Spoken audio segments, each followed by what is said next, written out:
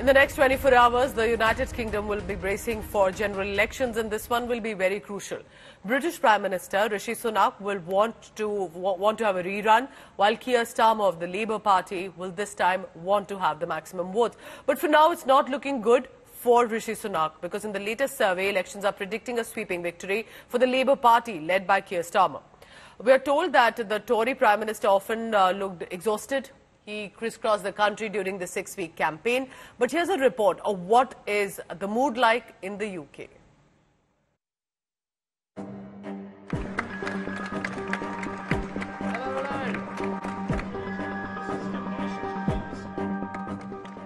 On the penultimate day of campaigning before UK votes, Prime Minister Rishi Sunak kicked off his day with a visit to the vast Ocado warehouse in Luton, north of London, watching robots pick items for delivery.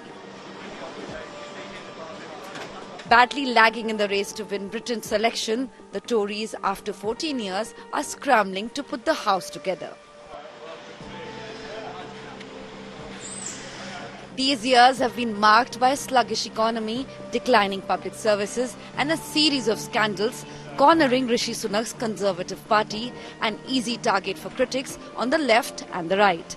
The poster boy of the Tories have now started to remind voters of the perils of a Labour government as the polls show them miles ahead of him.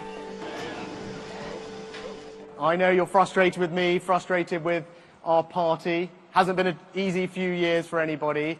I get all of that. And in particular, if these polls are right and Labour are in power with a supermajority, you have to think about what that will mean. A government, a Labour government, unchecked.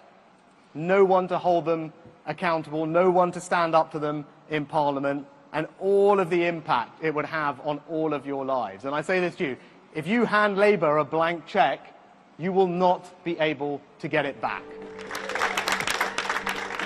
Labour's Sir Keir Starmer, the likely next Prime Minister of Britain, stuck to the same core message, calling for a change of political leadership during a traditional election campaign event at a football ground in Nottinghamshire.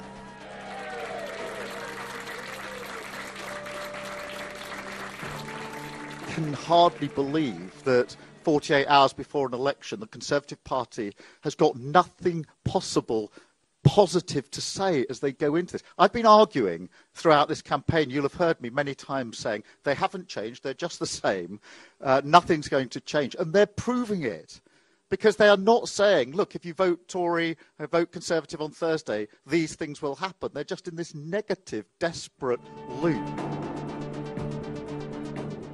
Britain, after a decade and a half, seems desperate for a change. The Cotswold area has been a Conservative stronghold for 3 decades. Though the North Cotswold electoral seat is new, the area has been represented by the same Conservative MP for 32 years during multiple boundary changes. Yet, the Liberal Democrats hope for a breakthrough victory here. This has been a Tory seat forever, for 32 years, longer than I've been alive. And so this is actually quite an exciting election for me, because this is the first time that actually Lib Dems might win, and actually my vote might count towards something. Because in the past I've felt that way. Even though I have voted, I felt like my vote isn't important because it's always going to be Tory. I find amongst my friendship group that a lot of people would have traditionally been one nation Tories, without really thinking about it, because that's the way their parents voted, etc., etc. I won't be at all surprised if a lot of them don't vote, or might just hold their nose and vote Lib Dem. Cotswold is not alone. The mood of the voters strongly indicates a change in leadership reflected in each and every poll conducted so far. We are here at the iconic Trafalgar Square. There are people, tourists, buskers, all of them, all the fanfare. But no fanfare or carnival-like situation over here in London when it comes to elections. It's so interesting. I've been trying to talk to a lot of tourists over here. None that really wants to come on camera, but they have no idea that maybe in 4 days' time, the Prime Minister of this country could change. Barely hours away from the polling, business goes on as usual in London, with no banners, posters, flags that accompany the carnival of an election. London's Palace of Westminster stands as the grand prize for the winner of the 4th of July election. With Geeta Mohan in London, Bureau Report, India Today. And on the ground is India Today's Foreign Affairs editor Geeta Mohan. She spoke to members of the Indian diaspora, to the leaders as well. Here's a ground report. Let's listen into what they have to say. For India, from where we see things, how we see UK and the elections, for us, the sectarian politics, rise in sectarianism within the UK has been certainly something that we've noticed and we've been watching very closely, whether it's Leicester clashes between the Hindus and Muslims or the rise in Khalistani extremism. Do you think your government did enough? Because India certainly seems like to think that not enough was done. Well, we don't want sectarianism in this country. I mean, the only parts of the country really where we've seen sectarianism in the past has been obviously in Northern Ireland, between Catholics and Protestants, and to an extent in Scotland for the same reason. We really don't want to be importing sectarianism from other parts of the world into our country, and because that sort of divisive identity politics is not any good for anybody. So I think that we need to do more to stop that. Because the bottom line is that anybody who lives in this country needs to be able to live in this country without fear. And we've seen as well with the Gaza protests that have been going on in central London ever since October of last year.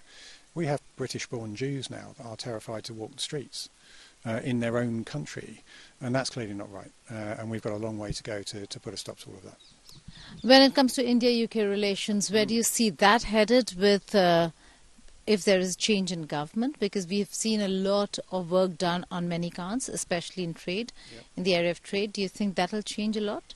Well, I can't speak for the Labour Party, obviously. I mean, I know that we are very keen on much closer trade links with India. Kemi Badenoch, the Trader Secretary, is a very good friend of mine, and she's been leading on the work with that. And that's been going on for some time. There are obvious historical and cultural links between India and Great Britain, and we're very keen to deepen and foster those. If we have a change of government on Friday, it will be really for the Labour Party to answer that. I can't imagine that Labour would want to turn their back on international trade with anybody, but I can't really give you an insight into their plans. Sumit, you're here in Orpington. What's the sense that you get largely when it comes to Conservatives versus Labour, but how do you think the Indian community is looking at it as well? Oh, Indian community is a very strong community, especially in Orpington, and not just strong from the community point of view, but very strong Conservative supporters we have. Gareth actually is one of the favourite candidates for the Indian community, and he's been invited right, left and centre in many ways for him to, talk about his views and why still Conservative is better than many other parties that we see around. Okay. But this time around it's going to be very difficult for the Conservatives. Not in Orpington. Not in Orpington? I won't let that happen. Okay, because you're the campaign manager. Yes, so Gareth's success is mine success as well.